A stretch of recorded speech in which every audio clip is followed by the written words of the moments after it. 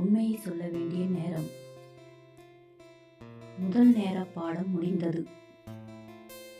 ஆசிரியர் வெளியே சென்றதும் மாணவர்கள் அனைவரும் கேண்டீன், நூலகம், நடைபாதை என்று வெளியே சென்றனர். வகுப்பறையில் சில நொடிகள் அமைதி நிலவியது. சக்தி மெதுவாக எழுந்தாள். அவளுடைய மனம் இன்னும் அமைதியாக இல்லை. ராஜேஷ் அமர்ந்திருந்த மேசையை மீண்டும் ஒரு முறை பார்க்க வேண்டும் என்ற எண்ணம் அவளுக்குள் தோன்றியது. அவள் மெதுவாக அந்த மேசையின் அருகே சென்றாள். குனிந்து பார்த்தாள். மேசையின் வலது ஓரத்தில் பென்சிலால் சிறிய இதய வடிவம் ஒன்று வரையப்பட்டிருந்தது. அந்த இதயத்தின் நடுவில் RS என்று எழுதப்பட்டிருந்தது. அதை பார்த்ததும் சக்தியின் இதயம் வேகமாக துடித்தது. அவள் சில நொடிகள் அப்படியே நின்றாள். சக்தி மனதில் RS ராஜேஷ் சக்தியா இல்லை வேற யாராவதா இருக்கலாமே. அடுத்த நொடியே நோட்டில் இருந்த பெயர்கள், கவிதை, குறுஞ்செய்தி அனைத்தும் ஒன்றன் பின் ஒன்றாக நினைவுக்கு வந்தன. இல்லை, இது எல்லாமே ஒன்றாக சேர்த்தால் அவர் மனசில் என்னை பற்றி ஏதோ உணர்வு இருக்கிற மாதிரி தெரிகிறதே. அவளால் அங்கே நிற்க முடியவில்லை. வேகமாக வகுப்பறையை விட்டு வெளியேறினாள். தூரத்தில் இருந்து இதையெல்லாம் பார்த்த ராஜேஷ் குழம்பி போனான். சக்தி என் மேஜையை பார்த்தாங்களா? ஐயோ, அந்த RS-ஐ பார்த்துட்டாங்களா? அவன் உடனே வகுப்பறைக்குள் ஓடி வந்தான். மேஜையை பார்த்தான். அந்த எழுத்து அப்படியே இருந்தது. அவன் மெதுவாக விரலால் அதை தொட்டான். அவன் முகத்தில் பயம் தெரிந்தது.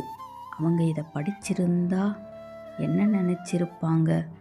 அந்த நாள் முழுவதும் சக்தி யாரிடமும் சரியாக பேசவில்லை. தேவி கூட கவனித்தாள்.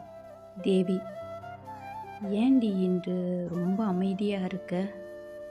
சக்தி சிரிக்க முயன்றாள். ஒன்றுமில்லை, கொஞ்சம் தலைவலி. ஆனால் அது தலைவலி இல்லை, மனக்குழப்பம். நாளை வீட்டிற்கு வந்ததும் பையை ஒரு பக்கம் வைத்தாள். ஆனால் மனதில் இருந்த பாரம் மட்டும் குறையவில்லை. அந்த நேரத்தில் என்னுயிர் என்று வேலின் அழைப்பு வந்தது. சக்தி உடனே எடுத்தாள். வேல். ஹலோ, இன்று எப்படி இருந்தது?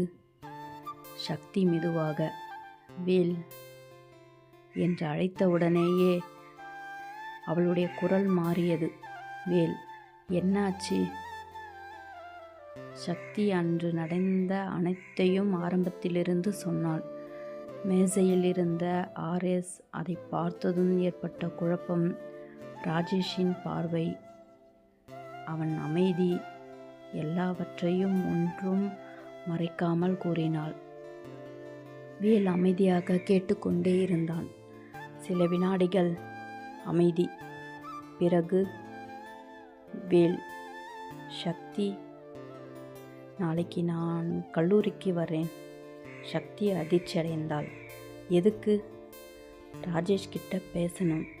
சக்தி உடனே, வேண்டாம் வேல். ஏன்? நீங்கள் வந்தா அவருக்கு இன்னும் கஷ்டமாக இருக்கும். வேல் அமைதியாக இருந்தான். சக்தி தொடர்ந்து பேசினாள். ஒருவேளை அவர் உண்மையாகவே என்னை விரும்புகிறார்னா நீங்கள் நேரில் வந்து எங்களுக்கு கல்யாணம் நிச்சயமாச்சின்னு சொன்னால் அவருடைய மனசு உடைஞ்சிடும்.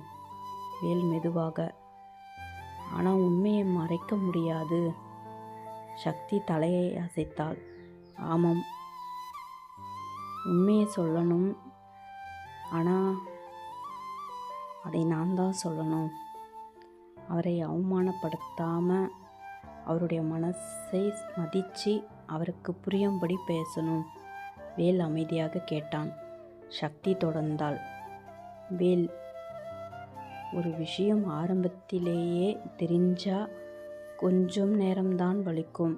ஆனால் அது மனசுக்குள்ள ரொம்ப ஆழமாக போன பிறகு தெரிஞ்சா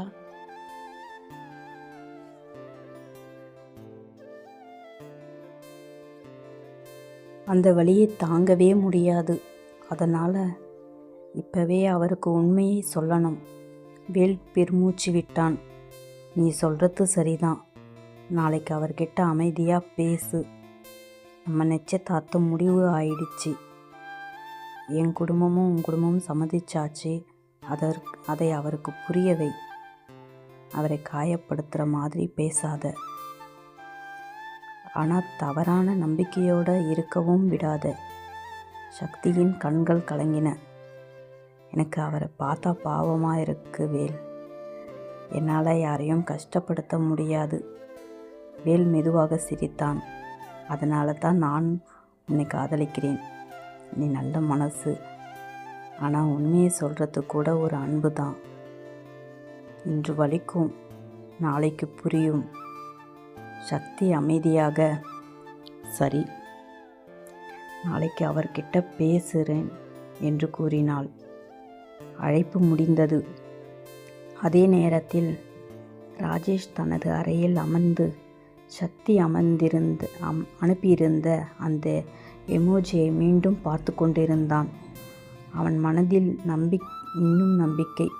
ஒருவேளை சக்திக்கு என்னை பிடிக்க ஆரம்பிச்சிருக்கும் என்று நினைத்து கொண்டிருந்தான். அவனுக்கு தெரியவில்லை, மறுநாள் அவனுடைய வாழ்க்கையை மாற்றும் ஒரு உண்மை அவனுக்காக காத்திருக்கிறது. தொடரும்.